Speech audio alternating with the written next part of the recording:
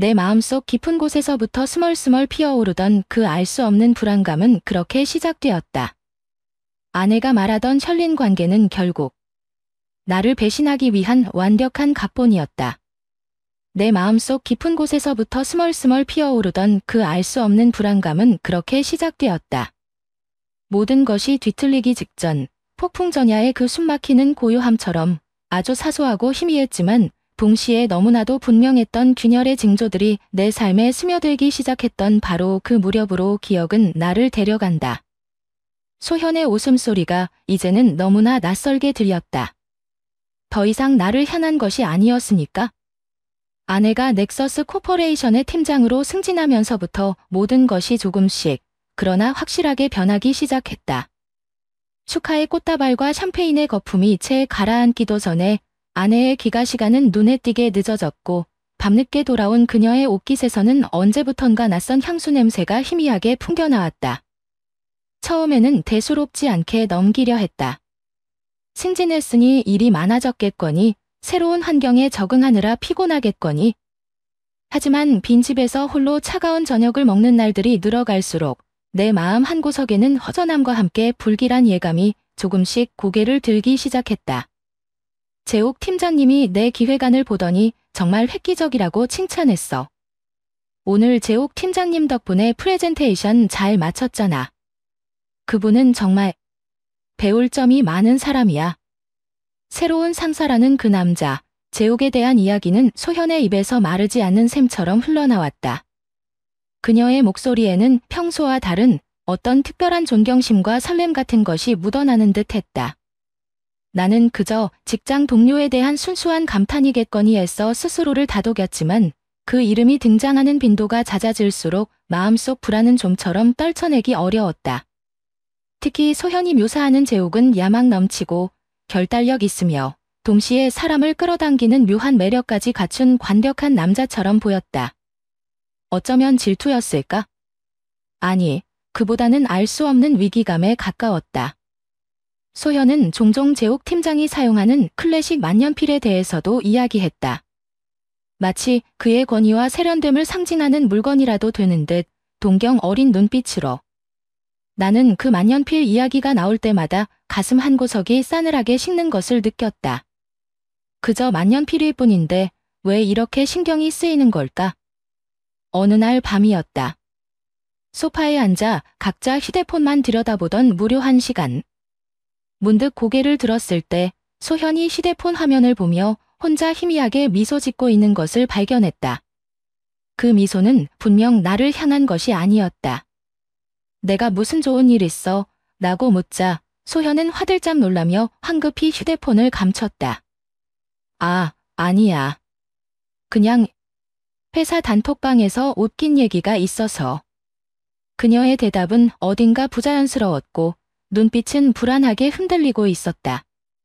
그 순간 내 안의 의심은 더욱 짙어졌다. 결정적인 것은 며칠 뒤였다. 우연히 소현의 지갑에서 고급 문구점에서 발행한 값비싼 선물 영수증을 발견했다. 하지만 그 어떤 선물도 우리 집에서는 찾아볼 수 없었다. 누구를 위한 선물이었을까? 차마 아내에게 직접 물어볼 용기가 나지 않았다. 그저 모른 척, 아무 일도 없는 척 지낼 수밖에. 점점 커져가는 거리감을 견딜 수 없었던 나는 어느 날 저녁 용기를 내어 소현에게 우리의 문제에 대해 이야기하려 했다. 소현아, 우리 요즘 너무 소원해진 것 같아. 당신, 혹시 무슨 일 있어? 내 조심스러운 물음에 돌아온 것은 그녀의 차가운 반박이었다. 당신 또 시작이네. 너무 예민한 거 아니야? 현대사회에서 여성이 커리어를 쌓는 게 얼마나 힘든지 당신은 이해 못해. 그 말은 비수처럼 내 가슴에 꽂혔다. 대화는 더 이상 이어지지 못했고 나는 깊은 무력감에 휩싸였다. 그날 밤 나는 침대에 누워 잠 못 이루고 천장만 하염없이 바라보았다. 어둠 속에서 온갖 생각들이 뒤엉켰다. 소현의 늦은 귀가, 낯선 향수, 재옥이라는 이름, 숨기는 듯한 휴대폰, 정체 모를 영수증, 퍼즐 조각처럼 흩어져 있던 의심의 파편들이 하나로 맞춰지며 거대한 불안감으로 나를 짓눌렀다. 심장이 미친 듯이 뛰기 시작했다. 제발 아니기를, 내 모든 의심이 그저 기우이기를 간절히 바랐지만 마음 한구석에서는 이미 최악의 시나리오를 그리고 있었다. 설마. 아닐 거야. 아닐 거라고 믿고 싶었다. 하지만 그 설마가 현실이 되어 내 삶을 송두리째 흔들기까지는 그리 오랜 시간이 걸리지 않았다. 아내가, 내 사랑하는 소현이 그 낯선 얼굴로 내게 다가와 상상조차 할 수 없었던 제안을 건네기 바로 전날 밤까지도 나는 애써 그 모든 불안을 외면하려 했었다. 하지만 이미 늦어버린 후였다. 불길한 예감은 언제나 틀리는 법이 없다고 했던다. 그날 밤, 내 안의 불안이 현실이 되어 덮쳐오기까지는 그리 오랜 시간이 걸리지 않았다. 소파에 마주 앉아 무거운 침묵만이 감돌던 것이에 며칠 밤낮을 나를 괴롭혔던 그 설마하는 의심의 끝자락을 애써 외면하려던 바로 그 순간 소현이 입을 열었다. 그녀의 목소리는 이상하리만치 차분했고 그 차분함이 오히려 나를 더욱 불안하게 만들었다. 민준 씨, 내 생각엔 우리 이제 다른 형태의 관계를 시도해보는 게 어떨까 싶어. 마치 아주 가벼운 농담이라도 건네는 듯한 말투였다. 하지만 그 내용은 결코 가볍지 않았다. 나는 내 귀를 의심했다. 방금 소현이 뭐라고 한 거지? 심장이 바닥으로 쿵 떨어지는 기분이었다. 머릿속이 하얗게 비어버리는 듯한 충격 속에서 간신히 되물었다. 다른 형태의 관계라니, 그게 무슨 말이야, 소현아.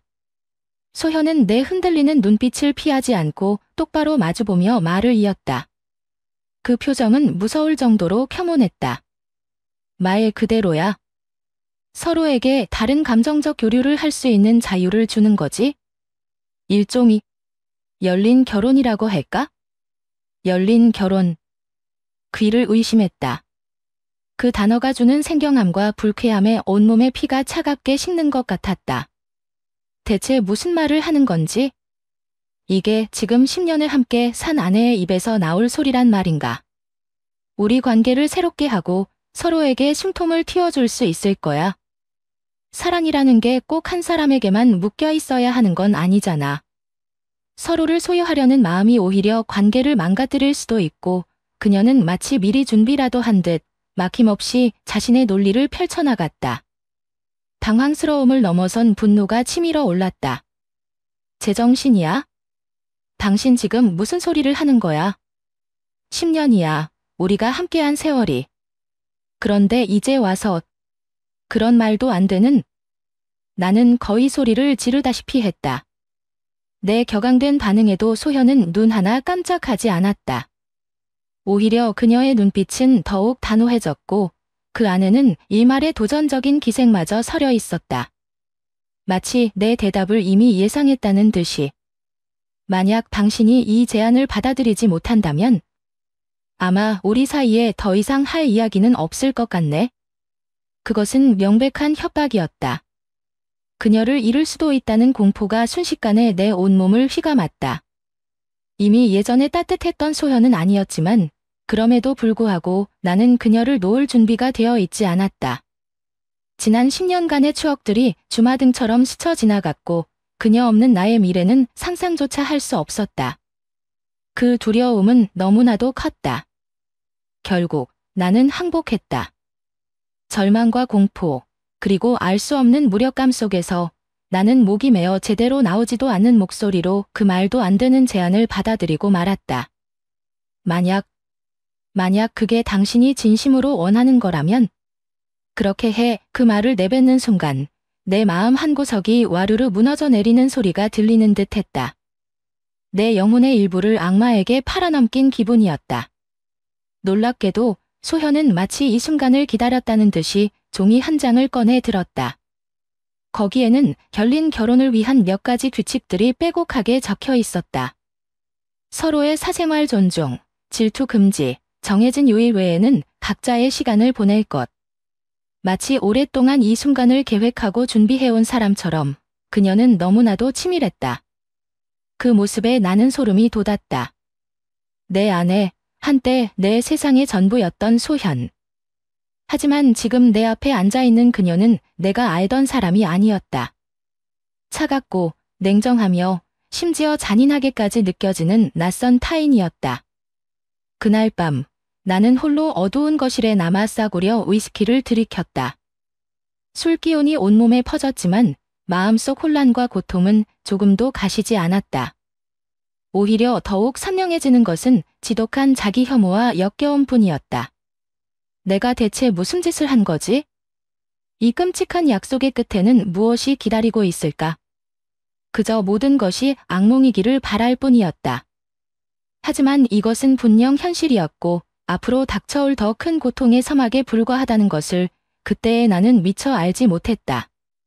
그저 이 기괴한 합의가 어떤 식으로든 내 결혼 생활을, 아니 소현을 내 곁에 붙잡아 둘 수 있기를 바라는 어리석은 희망만을 품고 있었을 뿐이다. 그 기괴한 합의가 내 삶을 어떻게든 지탱해 줄 것이라는 어리석은 희망은 산산조각 나는데 그리 오랜 시간이 걸리지 않았다. 오히려 그것은 더 깊은 절망으로 나를 밀어넣는 급행열차의 티켓이었음을 나는 곧 깨닫게 되었다. 열린 결혼이라는 이름 아래 소현의 새로운 관계 상대는 내가 그토록 의심하고 불안해했던 바로 그 남자, 재욱이었다. 예감은 했었지만 막상 현실로 확인된 그 이름 석자는 마치 망치처럼 내 뒤통수를 후려쳤다. 온 세상이 무너지는 듯한 충격이었다. 나는 미친 사람처럼 소현의 뒤를 밟기 시작했다. 한때는 사랑했던 아내의 일거수일투족을 의심하고 감시해야 한다는 사실 자체가 나를 비참하게 만들었지만 멈출 수 없었다. 진실을 알아야 했다. 내 결혼 생활이, 내 인생이 얼마나 더러운 거짓으로 뒤덮여 있었는지 내 눈으로 똑똑히 확인해야만 했다.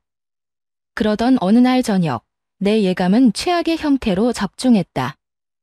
야근을 핑계로 늦게 집을 나선 소현을 뒤따라 도착한 곳은 시내의 한 고급 레스토랑이었다. 창가 쪽 테이블에는 이미 재욱이 와인 잔을 기울이며 그녀를 기다리고 있었다. 소현은 익숙하게 그의 맞은편에 앉았고 두 사람은 마치 오랜 연인처럼 다정하게 이야기를 나누기 시작했다. 나는 애써 태어난 첫 구석진 테이블에 자리를 잡고 그들을 지켜보았다. 심장은 터질 것처럼 두근거렸고 손은 주체할 수 없이 떨려왔다. 얼마나 시간이 흘렀을까? 그들의 대화 소리가 간헐적으로 내 귀에 들려오기 시작했다. 그리고 그 대화는 내 심장을 얼어붙게 만들었다. 뭘 그렇게 걱정해, 소현 씨. 이제 우리에겐 합의라는 완벽한 방패가 있잖아. 당신 남편, 그 순진한 양반은 완전히 속아 넘어갔을 텐데 뭘, 재욱이 와인 잔을 부딪히며 능글맞게 웃었다. 소현은 기다렸다는 듯이 교태 섞인 목소리로 대답했다. 그래도 민준 씨 표정이 요즘 영 안 좋아 보여서 신경 쓰이긴 해요. 우리가 이렇게 몰래 만난 지도 벌써 1년이 다 되어 가잖아요. 혹시 눈치챈 건 아닐까요? 1년? 벌써 1년이라고? 그 순간 나는 숨을 쉴 수 없었다. 온몸에 피가 거꾸로 솟는 듯한 격렬한 분노와 함께 지독한 배신감이 온몸을 휘감았다. 그 열린 결혼이라는 역겨운 제안은 처음부터 나를 완벽하게 속이고 자신들의 불륜을 정당화하기 위한 치밀하게 짜인 각본에 불과했던 것이다. 모든 것이 거짓이었다. 소현의 불안해하던 눈빛, 그녀의 모든 변명과 행동들이 주마등처럼 스쳐 지나가며 나를 조롱했다. 재욱의 다음 말은 나를 더욱 깊은 나락으로 떨어뜨렸다. 네이, 설마. 그 사람은 당신이 하자는 대로 다 하는 쓸모있는 바보 같은 존재 아니었나? 우리가 이렇게 편하게 만나는 것도 다 그 답답할 정도의 이해심 덕분인데. 아마 그냥 좀 피곤해서 그런 거겠지? 쓸모있는 바보. 그 말이 내 귓가에 계속해서 맴돌았다. 당장이라도 달려들어 그놈의 얼굴에 주먹을 날리고 싶었지만 나는 간신히 이성을 붙들었다. 여기서 소란을 피워봤자 달라지는 것은 없었다. 나는 죽은 사람처럼 조용히 자리에서 일어나 레스토랑을 빠져나왔다.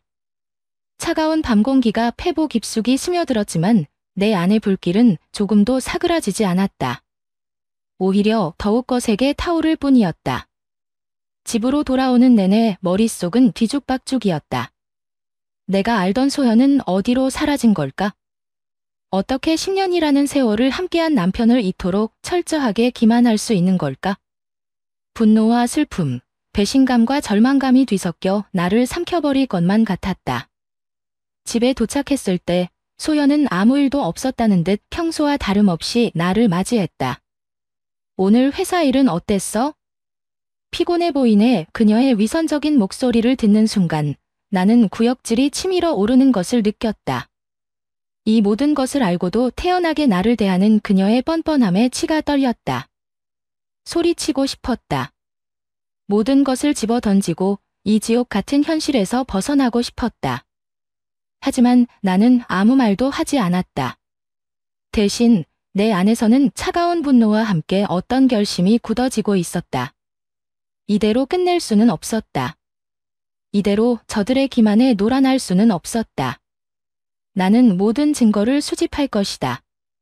저들의 추악한 관계를 만천하에 드러내고 그들이 저지른 죄의 대가를 반드시 치르게 만들 것이다.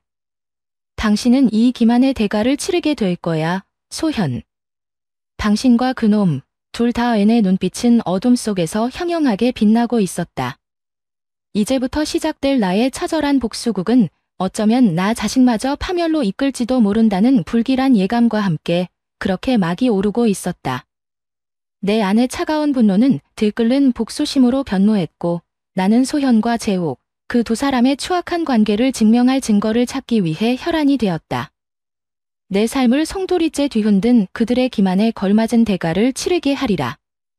그런 결심으로 하루하루를 버티던 어느 날 소현은 내게 며칠간 여수로 중요한 프로젝트 관련 출장을 간다고 통보했다. 물론 그 중요한 파트너는 재욱이었다. 그녀의 뻔뻔한 거짓말에 치가 떨렸지만 나는 애써 태연한 표정을 유지했다. 어쩌면 이것이 결정적인 증거를 잡을 수 있는 기회일지도 모른다는 생각이 스쳤기 때문이다. 소현이 여수로 떠난 다음 날 나는 망설임 없이 기차표를 끊고 그녀의 뒤를 따랐다. 심장은 불안과 기대감으로 미친 듯이 뛰었지만 이제 와서 물러설 수는 없었다. 여수에 도착하자마자 나는 수소문 끝에 그들이 묵고 있는 호텔을 알아냈고 운 좋게도 바로 옆방을 예약할 수 있었다. 제발 방음이 완벽하지 않기를. 나는 간절히 기도하며 벽에 귀를 기울였다. 얼마나 지났을까?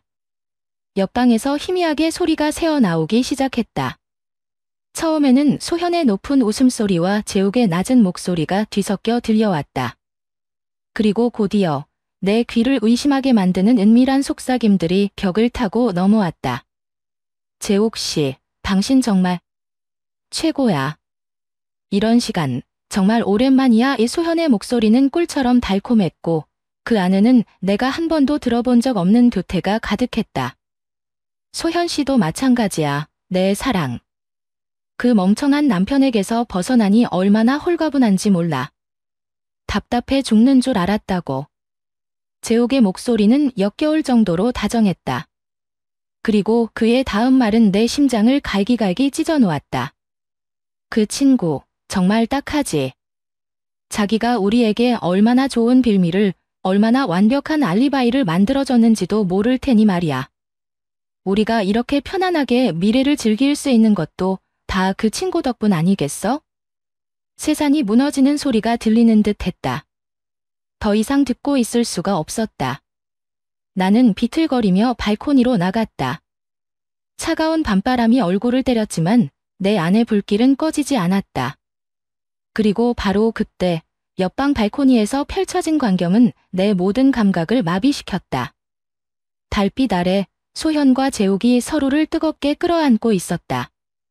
세상에 오직 둘만 존재하는 것처럼 그들은 서로에게 기댄 채 진한 입맞춤을 나누고 있었다. 소현의 손길은 재욱의 몸을 대담하게 더듬었고 재욱은 그런 그녀를 더욱 세게 끌어안았다. 한때 나만을 향했던 그 모든 다정한 몸짓들이 이제는 다른 남자를 향하고 있었다. 그 모습은 너무나도 정교하게 연출된 한편의 악몽과도 같았다. 그때 나는 재욱이 작은 상자를 꺼내 소현에게 건네는 것을 보았다. 소현은 아이처럼 기뻐하며 상자를 열었고 그 안에는 소현이 그토록 갖고 싶어 했던 재욱이 즐겨 쓴다던 그 클래식 만년필과 아주 흡사한 물건이 들어있는 듯 했다. 배신의 상징이 이제는 사랑의 징표가 되어 그녀의 손에 들려 있었다. 나는 떨리는 손으로 휴대폰을 꺼내 그 순간을 촬영했다. 찰칵, 찰칵. 셔터 소리가 마치 내 심장이 부서지는 소리처럼 들렸다. 온몸에 피가 차갑게 식어버리는 기분이었다. 배신감, 절망감, 그리고 형언할 수 없는 분노가 뒤섞여 나를 집어삼킬 것 같았다. 당장이라도 저 발코니로 뛰어넘어가 모든 것을 끝장내고 싶었지만 발은 마치 땅에 뿌리라도 내린 듯 움직이지 않았다. 나는 힘없이 방으로 돌아와 미친 사람처럼 벽에 주먹을 내리쳤다. 뼈가 부서지는 듯한 고통과 함께 손에서 피가 흘러내렸지만 마음의 고통에 비하면 아무것도 아니었다. 모든 게 정말 끝장이었다. 나는 차가운 바닥에 주저앉아 흐느꼈다. 내 세상은 산산조각 나버렸고 더 이상 아무것도 남지 않은 것 같았다. 하지만 그 처절한 절망 속에서도 한 줄기 희미한 이성의 빛이 깜빡였다. 아니야, 여기서 무너질 수는 없어. 정신 차려야 해. 더 확실한 증거를, 저들을 파멸시킬 더 많은 증거를 모아야 한다. 나는 피 묻은 주먹을 꽉 쥐었다. 내 눈물은 이미 분노로 변해 있었다. 여수에서의 이 밤은 내게 지옥을 보여주었지만 동시에 복수를 향한 나의 의지를 더욱 단단하게 만들었다. 이 끔찍한 배신의 대가는 반드시 치르게 될 것이다. 반드시. 여수에서의 지옥 같던 밤 이후 내 삶은 두 개의 가면을 쓴 채 흘러갔다. 낮에는 K&B 은행의 평범한 은행원 민준으로, 밤에는 소현과 재욱의 추악한 불륜 증거를 집요하게 수집하는 복수의 화신으로. 소현의 이메일을 뒤지고 신용카드 사용 내역을 추적했으며 심지어는 그녀와 재욱의 통화 내용을 녹음하기 위해 온갖 방법을 동원했다. 매 순간이 살얼음판을 걷는 듯 아슬아슬했지만 복수라는 단 하나의 목표가 나를 지탱했다. 내 안의 분노는 활화산처럼 들끓었지만 겉으로는 철저히 냉정함을 유지하려 애썼다. 가장 깊은 어둠 속에서 다시는 웃을 수 없을 거라고, 내 삶에 더 이상의 온기는 없을 거라고 생각했을 때 한 줄기 봄바람처럼 부드럽게 한 사람이 내 삶으로 걸어 들어왔다. 그녀의 이름은 아름이었다. 어느 평범한 오후 K&B 은행 창고에 새로운 고객으로 아름 씨가 찾아왔다. 복잡한 금융상품에 대해 문의하는 그녀는 또렷한 목소리와 지적인 분위기를 풍겼지만 동시에 사람을 편안하게 만드는 묘한 매력이 있었다. 따뜻한 미소와 깊이를 알 수 없는 총명한 눈빛. 처음에는 그저 예의 바른 고객과 은행원 사이였지만 업무적인 대화는 자연스럽게 짧은 안부로, 그리고 가끔은 가벼운 농담으로 이어졌다. 이상하게도 그녀와 이야기를 나눌 때면 숨막히는 현실과 소현에 대한 배신감이 잠시나마 잊히는 듯 했다. 아름 씨는 훌륭한 경청자였다. 몇 달 만에 처음으로 나는 누군가에게 내 마음속 깊은 응어리의 일부를 조금이나마 털어놓을 수 있을 것 같았다. 물론 소현과의 일을 구체적으로 이야기하지는 않았다. 그저 개인적으로 힘든 시간을 보내고 있다는 정도로만 내둘러 표현했을 뿐이다. 아름 씨는 더 이상 캐묻지 않고 그저 조용히 내 이야기에 귀 기울여 주었다. 그녀의 침묵 속에는 어떤 꾸짖음이나 동정심이 아닌 진심 어린 공감과 이해가 담겨 있었다. 그것만으로도 나는 큰 위안을 받았다. 우리는 문자 메시지를 주고받기 시작했고 가끔 함께 점심을 먹기도 했다. 대화는 금융정보를 넘어 서로의 일상, 직장 생활의 어려움, 때로는 삶에 대한 가치관 같은 개인적인 이야기로 확장되었다. 아름 씨는 자신이 과거에 몹시 힘든 연애를 겪었다고 털어놓으며 사람에게 상처받는 것이 얼마나 고통스러운 일인지 잘 안다고 말했다. 그 고백은 우리 사이의 거리를 더욱 좁혀주었다. 어느 날 아름 씨와 카페에서 이야기를 나누던 중이었다. 내가 잠시 자리를 비운 사이 실수로 휴대폰을 테이블 위에 떨어뜨리고 말았다.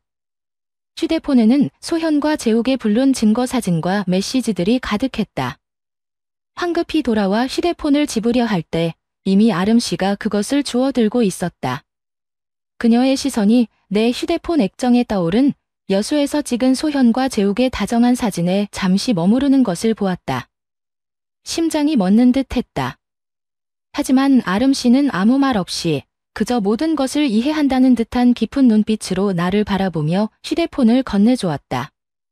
그 순간 나는 그녀에게 형언할 수 없는 고마움과 함께 묘한 끌림을 느꼈다. 주말에는 아름 씨의 권유로 함께 필라테스 수업을 받기도 했다. 뻣뻣한 몸으로 어색하게 동작을 따라하는 나를 보며 그녀는 아이처럼 해맑게 웃었고 그 웃음소리는 내 마음의 무거운 그늘을 잠시나마 걷어내는 듯했다. 그녀와 함께 있을 때면 지옥 같던 집에서의 생활이나 소현과 재욱에 대한 지긋지긋한 배신감을 잠시 잊고 온전히 현재에 집중하며 편안함을 느낄 수 있었다.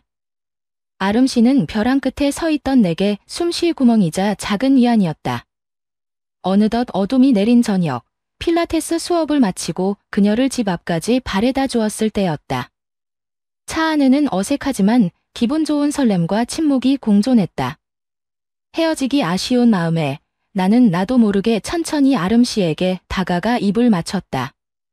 아주 가볍고 조심스러운 입맞춤이었지만 그 안에는 지난 몇 달간 억눌러왔던 나의 모든 감정이 담겨 있었다. 놀란 듯 잠시 멈칫했던 그녀도 이내 부드럽게 내 입맞춤에 응해주었다. 짧지만 강렬했던 순간이 지나고 우리는 말없이 서로의 눈을 바라보았다. 더 이상 어떤 말도 필요 없었다. 이해해요. 그녀는 낮은 목소리로 속삭였고 나는 그 한마디에 또다시 울컥하고 말았다. 강렬한 연결감. 그리고 한 줄기 희미한 희망. 하지만 동시에 불안감도 엄습했다. 이것이 과연 새로운 시작일까? 아니면 그저 잠시 현실을 도피하기 위한 순간적인 감정일까? 망가질 대로 망가진 내가 과연 이토록 따뜻하고 다정한 사람의 마음을 받을 자격이 있는 걸까?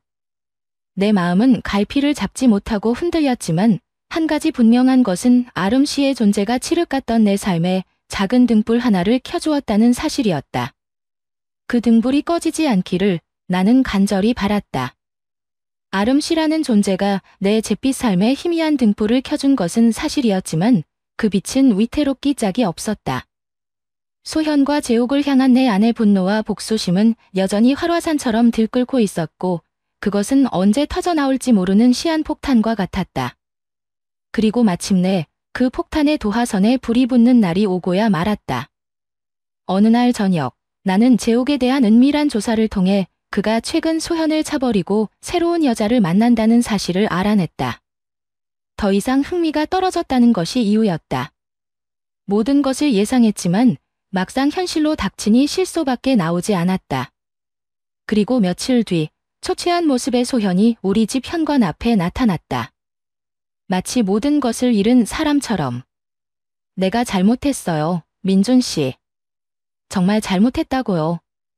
우리 다시 시작하면 안 될까요? 소현의 목소리는 처절하게 울렸지만 내 귀에는 그저 역겨운 악어의 눈물처럼 들릴 뿐이었다. 그녀는 자신이 열린 결혼이라는 어리석은 제안을 했던 것을 후회한다며 오직 나만을 사랑했었다고 재욱에게 잠시 현혹되었을 뿐이라고 울부짖었다. 그 뻔뻔한 연극에 나는 차가운 미소로 답했다. 내 심장은 이미 오래전에 얼어붙어 아무런 감정도 느낄 수 없었다. 나는 말없이 거실 테이블 위로 그동안 모아온 증거들을 하나씩 꺼내놓기 시작했다. 여수 호텔 발코니에서 찍힌 소현과 재욱의 뜨거운 키스 사진들, 레스토랑에서 그들이 나누었던 추악한 대화가 담긴 녹음 파일, 재욱에게 흘러들어간 거액의 카드 사용 내역서, 그리고 내가 소현의 옷장 깊숙한 곳에서 찾아낸 재욱이 선물했을 그 고급 만년필의 빈 선물 상자까지. 증거들이 하나씩 테이블 위에 놓일 때마다 소현의 얼굴은 불고락푸르락 하다가 급기야 새하얗게 질려갔다. 그녀는 더듬거리며 말을 잇지 못했다. 당신이 어떻게 이 모든 걸? 궁지에 몰린 그녀는 진심으로 뉘우치기는커녕 오히려 나를 비난하기 시작했다. 내가 자신을 미행하고 사생활을 침해했다며 적반하장으로 소리쳤다. 나는 헛웃음을 터뜨렸다. 사생활. 당신이 저지른 그 모든 짓거리들 후에 감히 사생활을 운운하는 거야? 내 인생을 송두리째 망쳐놓고도 더 이상 망설일 필요가 없었다. 나는 이미 서명까지 마친 이혼 서류를 그녀의 얼굴 앞에 내던졌다. 난 이제 충분히 견뎠어, 소현. 우리 이혼하자. 내 단호한 목소리에 소현은 절규했다. 그녀는 내 바짓가랑이를 붙잡고 늘어졌고 심지어 무릎까지 꿇고 용서를 빌었다. 하지만 내 마음은 요지부동이었다. 나는 그녀를 차갑게 내려다보며 마지막 결정타를 날렸다. 그리고 당신에게 알려줄 게 하나 더 있어. 나 사랑하는 사람이 생겼어. 아름 씨라고. 당신과는 비교도 안 될 만큼 진실하고 따뜻한 사람이지. 복수를 위한 것은 아니었다. 그저 내게도 새로운 삶과 진정한 사랑을 찾을 권리가 있다는 것을, 더 이상 당신의 거짓과 위선에 휘둘리지 않겠다는 나의 마지막 선언이었다. 내 말에 소현의 눈빛은 순식간에 증오와 질투로 이글거렸다. 그녀는 악에 받쳐 소리쳤지만 그 어떤 말도 더 이상 내 마음에 상처를 입힐 수 없었다. 나는 차갑게 돌아섰다. 등 뒤로 소현의 절규와 울음소리가 들려왔지만 나는 단 한 번도 뒤돌아보지 않았다. 그녀가 스스로 만든 결혼 생활의 폐허 속에서 무너져 내리는 모습을 더 이상 보고 싶지 않았다. 현관문을 닫고 나오는 순간 나는 혐오할 수 없는 해방감을 느꼈다. 드디어 이 지긋지긋한 굴레에서 벗어나는 순간이었다. 길고 긴 악몽에서 깨어난 기분이었다. 아직 상처는 깊었지만 새로운 시작을 향한 작은 희망이 내 마음속에서 조심스럽게 고개를 들고 있었다. 소현의 절규를 뒤로하고 현관문을 나섰을 때 지긋지긋했던 악몽의 무게가 거짓말처럼 가벼워지는 것을 느꼈다. 물론 상처가 하루아침에 아물 리는 없었지만 적어도 더 이상 과거의 망령의 발목 잡히지 않으리라는 작은 희망이 고개를 들었다. 이혼 절차는 생각보다 담담하게 진행되었다. 처음에는 소현도 이런저런 트집을 잡으며 시간을 끌려 했지만 내가 내민 명백한 증거들과 단호한 태도 앞에서는 결국 그녀도 두 손을 들 수밖에 없었다. 다행히 우리 사이에 아이는 없었고 재산 분할 문제도 변호사를 통해 큰 갈등 없이 원만하게 합의점을 찾았다. 어쩌면 그녀 역시 이 지긋지긋한 관계를 빨리 끝내고 싶었는지도 모를 일이다. 이 모든 과정 속에서 아름 씨는 변함없이 내 곁을 지켜주었다. 나는 그녀에게 이혼 과정의 모든 세세한 부분부터 내 안의 복잡하고 혼란스러운 감정들까지 솔직하게 털어놓았다. 그녀는 어떤 편견이나 비난 없이 그저 묵묵히 내 이야기를 들어주고 따뜻하게 다독여 주었다. 누구나 과거는 있는 법이에요. 민준식, 중요한 건 우리가 함께 만들어갈 현재와 미래죠. 그녀의 깊은 이해심과 성숙함에 나는 몇 번이고 감동했고 그녀를 향한 내 마음은 더욱 단단해져 갔다. 법원에서 이혼 서류의 마지막 도장을 찍고 나왔을 때 이상하게도 기쁨이나 큰 슬픔보다는 오랜 시간 어깨를 짓누르던 무거운 짐을 내려놓은 듯한 기묘한 안도감이 먼저 찾아왔다. 10년이 넘는 결혼 생활이 법적으로 그리고 감정적으로 완전히 끝났다는 사실이 비로소 실감났다. 가슴 한구석이 텅 빈 듯 허전하기도 했지만 동시에 나를 올가매던 관계의 굴레에서 마침내 벗어났다는 해방감이 더 컸다. 이혼 후 나는 KNB은행에 사표를 냈다. 지난 상처로 얼룩진 그곳을 떠나 완전히 새로운 환경에서 새로운 삶을 시작하고 싶었다. 어쩌면 오랫동안 잊고 지냈던 내 안의 작은 열정을 다시 한번 좇아볼 수도 있으리라. 아름 씨는 그런 나의 결정을 전적으로 지지해 주었다. 그녀의 응원은 내게 큰 용기가 되었다. 새로운 집으로 이사하기 위해 짐을 정리하던 어느 날이었다. 나는 옷장 깊숙한 곳에서 먼지 쌓인 낡은 상자 하나를 발견했다. 그 안에는 소현의 오래된 일기장이 들어있었다. 우리가 처음 만나 설레는 연애를 시작했던 시절의 기록들이었다. 호기심과 함께 알 수 없는 복잡한 감정으로 몇 페이지를 넘겨보았다. 거기에는 나를 향한 뜨거운 사랑의 고백과 우리의 미래에 대한 빛나는 꿈들이 서투르지만 진솔한 글씨로 빼곡하게 적혀 있었다. 가슴 한구석이 아릿하게 저려왔다. 한때는 이토록 순수하고 열정적이었던 그녀가 대체 무엇이 그녀를 그토록 변하게 만들었을까? 나는 더 이상 읽어내려갈 용기가 나지 않았다. 그리고 그 일기장을 조용히 불태웠다.